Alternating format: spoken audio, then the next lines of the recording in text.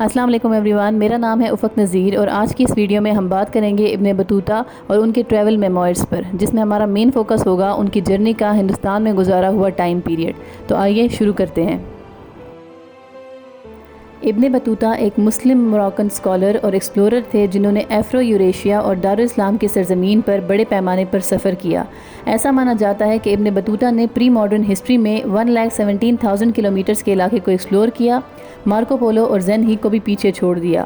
30 سال کے عرصے کے دوران انہوں نے south east Asia, south Asia, central Asia, China اور آئیبیرین پیننسولا کے کئی علاقوں کو ایکسپلور کیا۔ آج کے حساب سے اپنی اس جرنی کے دوران انہوں نے قریب 44 کنٹریز کا وزٹ کیا۔ ابن بطوطہ 24 فروری 1305 میں موراکو کے شہر ٹینجیر میں پیدا ہوئے۔ اس وقت موراکو میں مرینیڈ ڈائنیسٹی کی حکومت تھی۔ ان کی فیملی ایک بربر قبیلے سے بلانگ کرتی تھی جسے لواتا کہا جاتا تھا۔ یہ قاضیز مطلب اسلامک ججز کا خاندان تھا۔ ابن بطوطہ کے نام سے متعلق ہمیشہ کنفیوژن رہی ہے کیونکہ ابن بطوطہ کا مطلب سن آف بطوطہ ہے، جبکہ ان کا اصل نام ابو عبداللہ محمد ابن بطوطہ تھا۔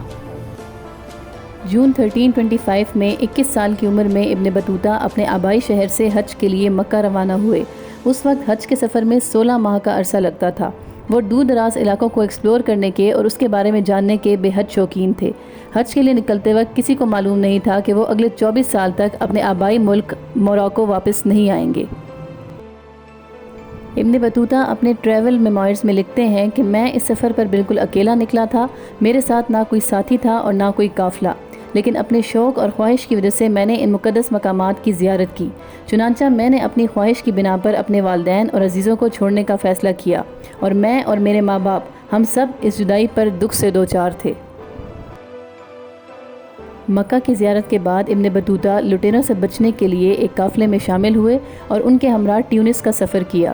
وہاں انہوں نے شادی بھی کی، لیکن اپنے فادر ان لا سے ڈسپیوٹ کی بنا پر اپنی وائف کو چھوڑ دیا۔ اس شادی کا ذکر انہوں نے اپنے ٹریول میموئرز میں بھی کیا ہے۔ اپنے ٹریول کے دوران انہوں نے قریب 10 شادیاں کی۔ 1326 کی ابتدا میں ابن بطوطہ پورٹ آف الیگزینڈریا پہنچے۔ یہاں ان کی 2 نیک شخصیات سے ملاقات ہوئی۔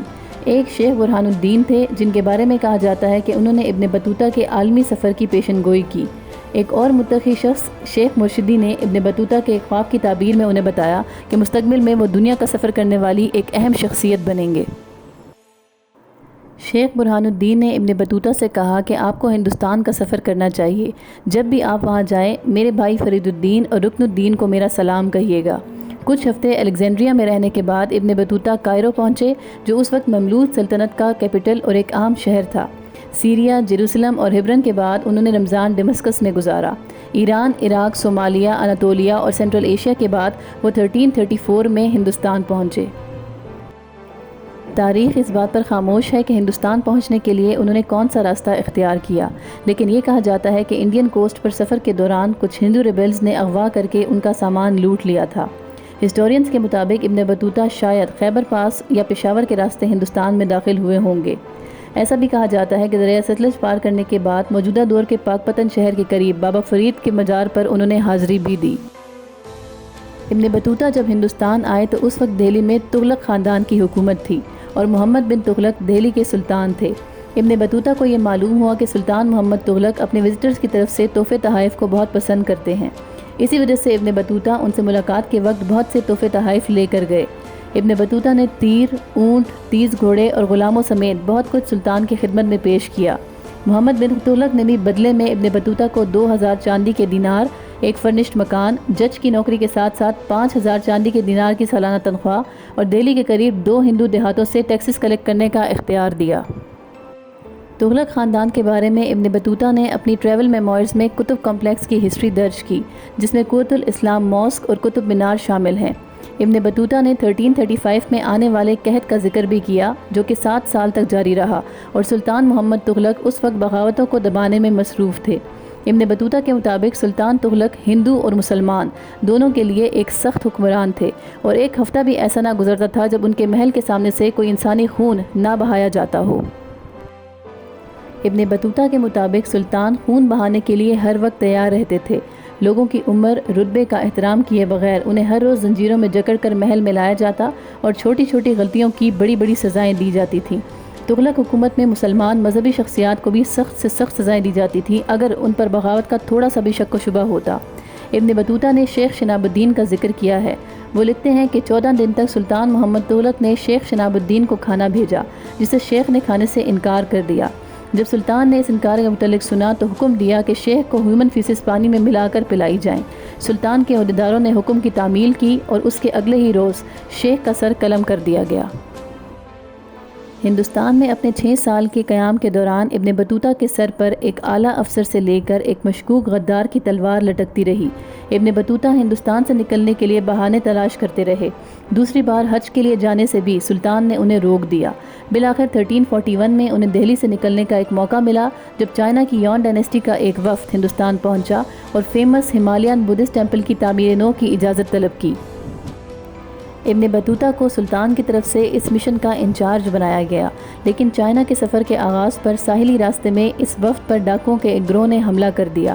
ابن بطوطہ اپنے ساتھیوں سے الگ ہوئے اور ان کا سامان تک لوٹ لیا گیا۔ بعض روایات میں ہے کہ وہ موت کے بے حد قریب پہنچ گئے تھے۔ اس مشکل کے باوجود وہ 10 دن بعد واپس اپنے قافلے کے ساتھیوں سے ملے اور ان کے ہمراہ گجرات اور کیلیکٹ تک کا سفر کیا۔ دہلی واپسی کے ڈر سے انہوں نے کچھ وقت تک ساؤدرن انڈیا میں جمال الدین کی سربراہی اور تحفظ میں قیام کیا، جو کہ ایک چھوٹی لیکن پاورفل سلطنت نوایات کے سلطان تھے۔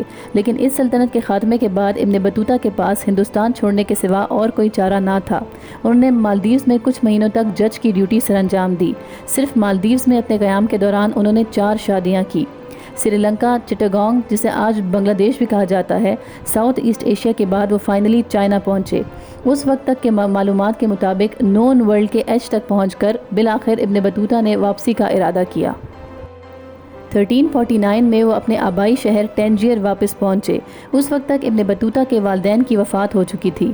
ابن بطوطہ نے اپنی جرنی کے دوران کبھی بھی جرنلز نہیں لکھے، لیکن جب 1354 میں ملک کے سلطان نے انہیں ٹریولاگ یا سفرنامہ لکھنے کا حکم دیا تو ابن بطوطہ نے 1 سال تک اپنا سفرنامہ ایک رائٹر ابن جوزے سے لکھوایا۔ اس سفرنامے کو رحلہ کہا جاتا ہے۔ رحلہ کی کمپلیشن کے بعد ابن بطوطہ ہسٹورک ریکارڈ سے غائب ہو گئے۔ کہا جاتا ہے کہ انہوں نے موراکو میں جج کے طور پر کام کیا اور پھر 1368 یا 1369 کے قریب ان کی وفات ہوئی۔